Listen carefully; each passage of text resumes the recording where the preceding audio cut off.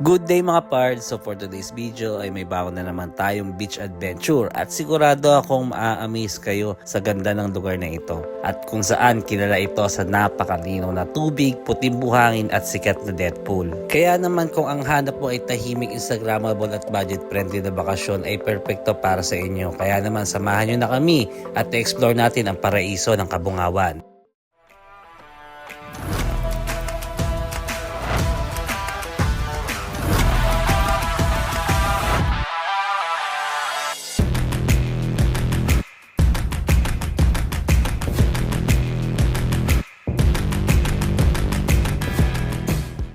So good morning guys, bumiyahe tayo ng daling araw papunta ng Pangasinan. So ngayon nandito tayo sa PTP para mag-stop over. So CR break and then konting kape at lakad na uli. So eto, nakarating na tayo dito sa may Alaminos, Pangasinan at tinabot na nga tayo ng Bukang Liwayway. And guys, according sa Google, aabutin ng mga 5 hours and 47 minutes yung ating biyahe. Pero kapag daling araw tayo bumiyahe at umaga, ay kaya nating makuha to ng mga kulang-kulang 5.5 oras. So ito at papasok na nga tayo sa barangay ng Kabungawan at nakita natin na napakaganda na rito at napakarami pang kabayong sumalubong sa amin. And para sa mga turista, may bayad na 30 pesos per head para sa environmental fee. So andito sa wakas, after ng long ride ay nakarating na rin tayo sa Puerto del Bahir. And finally, nagkita uli kami ni Ate Irma. Matagal-tagal na rin ako hindi nakabisita sa kanya dito sa Kabungawan. And grabe guys, napakasmooth ng biyahe namin at napakaganda ng panahon ngayon. Buti na lang at hindi ganun kalakas ang alon dito para makapag-swimming yung mga bata nating nakasama. Sakto at maaga tayo nakarating, so may time tayo para makapag-prepare ng pagluluto ng ating lunch. And habang nagluluto sila ng lunch, andito naman yung iba at tumambay muna sa tabi ng dagat. So ito, yung mga bata excited na rin at gusto na rin maligo. And kagandahan, Friday ngayon guys, kaya medyo konti yung tao. So bukas siguro pag naging Sabado is malamang marami na namang tao dito sa may Kabungawan. So may isang araw pa kami para masolo tong buong beach na ito. Ayan, at yung mga bata na kasama natin ay nagdublob na nga sa beach. So ayan, di na nila napigilan kasi excited na silang mag-swimming.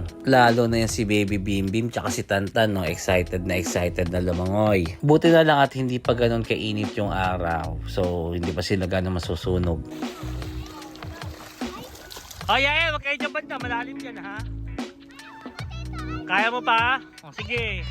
Ayan, dapat paalalahanan natin yung mga bata at maging aware sila na hindi to parang swimming pool na pantay lang. So ito ay may mga malalalim at may mabababaw na parte. So sa gayon ay hindi sila lalayo sa may pangpang. Pero syempre dapat laging may bantay ang mga bata pag nagsiswimming, lalo na sa mga ganitong beach. Sa gayon ay para makaiwas tayo sa mga di inaasang pangyayari at saka sa mga aksidente. So ayan na nga sila at enjoy na enjoy kasi medyo mababaw at tahimik yung alon ng dagat. So kagandahan nga ngayong panahon na to ay low tide nitong umaga. So mamayang hapon tsaka pala mag-high tide. Kaya naman sobrang ma-enjoy ng mga kids yung beach. After maligo ng mga bata, nagtanghalian lang kami and then nagpahinga ng konti and then tambay uli kami ng alas 4 ng hapon dito sa may beach. So yung iba is natulog ng tanghali and then yung iba naman is nagbanding. So eto ngayon alas 4 ng hapon, maya maya maliligo na rin kami sa may beach. Maligo ka na. Ayan na, maligo ka na. Jela! Sabi mo, Jela. Humalma din si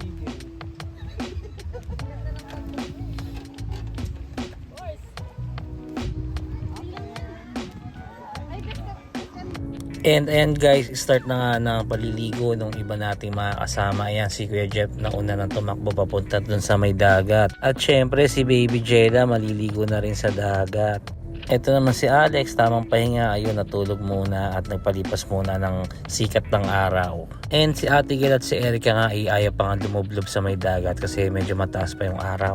Ayaw pa nila mangitim. Maganda nga magpatan guys para pagdating yung sabihin ng boss nyo, o anong sakit mo, bakit ka nangitim? Okay, tara tayo rin, punta na rin tayo sa may dagat. So ito guys, pakita ko lang sa inyo yung buhangin dito sa may Kabungawan. So kung gaano siya kapino, ayan makikita nyo. And maputi rin yung sand dito sa may Kabungawan. Kaya naman sa mga gustong magpunta rito, hindi nyo na kailangan lumayo pa na sumakay pa ng eroplano. Ito is land travel lang dito lang sa may Pangasinan. And kapag maghahanap kayo ng resort, ay type nyo lang sa inyong Facebook page Puerto del Bahir. So yan, napaka-accommodating guys nung kanilang mga stop and may-ari. And guys, sila yung may pinakamalaking parking area dito. So kung large group kayo at kailangan nyo ng malawak na parking, Puerto del Bahir yung piliin nyo. And may malapit pa na tindahan. Napakamura pa ng mga kwarto nila guys at napaka-affordable. Ayan, at tapat na tapat sila mismo ng magandang sand na beach. Yung iba kasi sobrang taas ng mga sand pababa. Medyo nakakatakot para sa mga bata. Sa Puerto del Bahir, yung tapat nila is hindi maalon kasi nahaharangan ng mga corals. So ayan, kitang-kita naman natin yung mga kasama natin dito na nag-e-enjoy na lumangoy dito sa napakagandang beach. At ganitong oras nga masarap lumangoy sa dagat, yung tipong papalubog na yung sikat ng araw.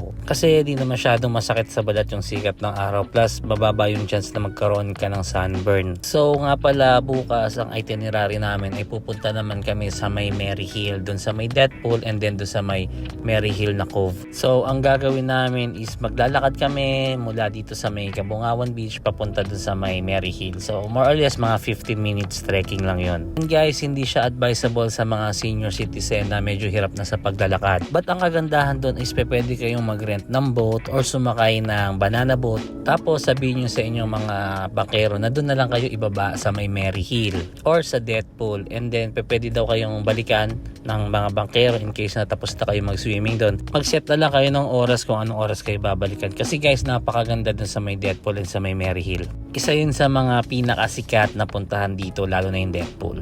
So after namin maligo sa dagat guys, ay nag-set up na rin kami ng dinner and then lights out na.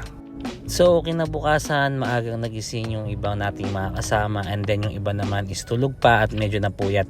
Dahil guys, nagkaroon ng power interruption nung gabi. Buti na lang at Boy Scout kami, may mga dala kaming tent. Dito kami natulog sa labas, yung iba para malamigan. And dahil maaga tayo nagising, nag-prepare na rin tayo ng breakfast. So nag-prepare tayo dito ng itlog na pula na may kamatis.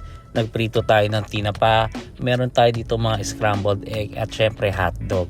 At ang ating longganisa, ayan, nagprito rin tayo niyan. So napakarami ng ating almusal guys. So tara, kainan na. So sabi ko sa kanila is mag-almusal na tayong lahat ng sabay-sabay para maaga tayo makapunta sa Mary Hill. Kasi pagka inabutan na tayo doon ng tanghaling tapat is maiinitan na tayo. And may chance pa tayo makapagluto ng lunch natin. So umalis tayo sa may Cabungawan Beach ng 7 o'clock ng umaga. And nakarating din tayo dito sa may Mary Hill after around 15 to 20 minutes ng paglalakad. So ganun lang naman ka-easy guys yung lalakarin natin, since na naglalakad tayo sa may buhangin, medyo hirap tayo sa paglakad niyan. Plus yung iba nating dadaanan is mabato. So doble ingat dapat para hindi tayo madapa kasi medyo matatalas yung mga limestone dito. And guys, para makapunta ka dito sa napakagandang Mary Hill Cove ay kinakailangan nyo lang bumaybay doon sa may gilid ng Death Pool. And sa mga magagaling lumangoy at naghahanap kayo ng adrenaline rush ay dito masarap tumambay sa may Death Pool. Yun nga lang ay doble ingat kayo lalo na't kung malakas ang alon. Pero kung di naman kayo masyadong marunong lumangoy, pwede kayo dito magtambay sa mga kuweba. At maganda rin mag-picture-picture dyan. Pero kung may mga kasama kayong bata ay dito na lang kayo mag-enjoy sa may Mary Hill Cove. White sand at banayad ang tubig. Ang swerte pa namin kasi kami lang yung nandito at walang ibang tao. Solong-solo namin yung beach na akala mo nirent namin privately. Okay, isang group shot muna. Ayan, at sobrang tagal nga namin dito at hindi na namin namalayan yung oras, malapit na palang magtanghalian. So, babalik muna kami sa Puerto del Bahir para mag-lunch. So guys, ito nga pala yung lunch namin na prepare nila nanay. Meron tayong sinigang, meron tayong pusit, inihaw na hito, yung tira nating longganisa ng breakfast, and tinapa at tuyo, rice at pansit, at meron tayo ditong chicharon na dito na natin niluto at pinakrispy. Meron pa tayong adobo dito, kanin uli, at syempre may mga tilapia galing Pampanga. Gulay of course at alamang hindi mawawala yan. Nilagang talong, okra, sitaw at saka talbos. Yung ibang tilapia inihaw din natin guys. Na anong pampanayan mo? Manganta na!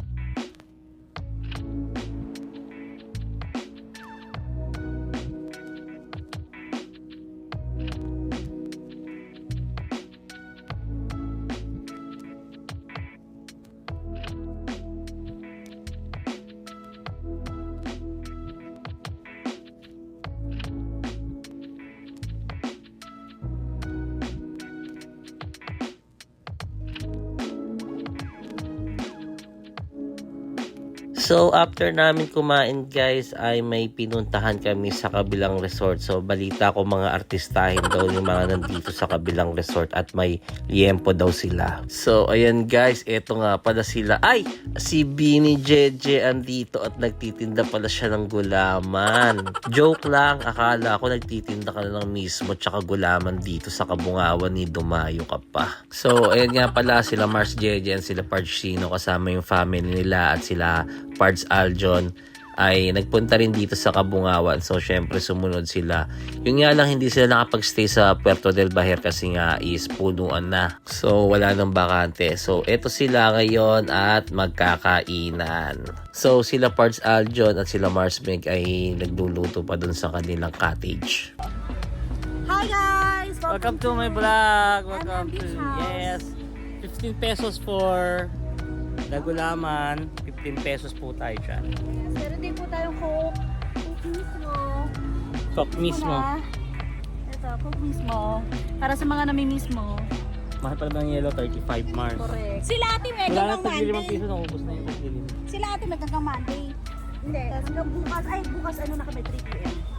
Yung gawin nyo. Tsaka nila ate. Paano daw yung check-out yun, sabi? 3 p.m. Ganun. Nag-extend kami. Half day. Eto nga at si Mami ay nagpapalambot pa ng paa ng manok. Ayan, ang sarap niyan guys, adobo. So for the cooking show dito, ang drama ni Mami at saka ni Daddy. Oh. Banding yan sila sa kusina. Oh, ayan, oh, partner, love team. Ayan, habang nag-aantay sa kanila ay eto, tinimplahan pa ako ni Mars ng nachos. So ayan.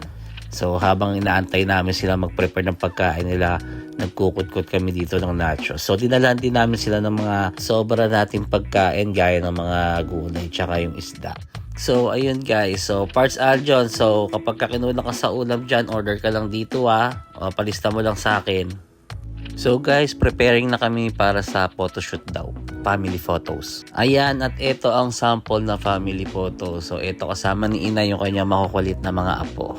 Tsaka mga apo sa tuhod. So ito guys, ang ganda nung naisip ng mga apo ni Inay. May mga team sila. So nagsuot lahat kami ng white para sa pictorial dito sa beach. Para maganda naman yung aming suot sa family photo. So ayan, lahat ng family ay nag-picture kasama si Inay. Pero syempre, di mawawalan ng best actress. So ayan, si Inay medyo laging tiri-eye pa kapag ka nagpipicture kasama ng mga mahal niya sa buhay. So ayan guys. So dapat ganyan lang lagi, happy lang. And syempre, dapat ay mag-create lang tayo ng marami pang happy memories kasama sila at enjoyin ang buhay. So that's for today's vlog guys. Thank you sa aming pagsama dito sa biyahe sa Kabungawan. Don't forget to like and share the video, follow my Facebook page and subscribe to my YouTube channel.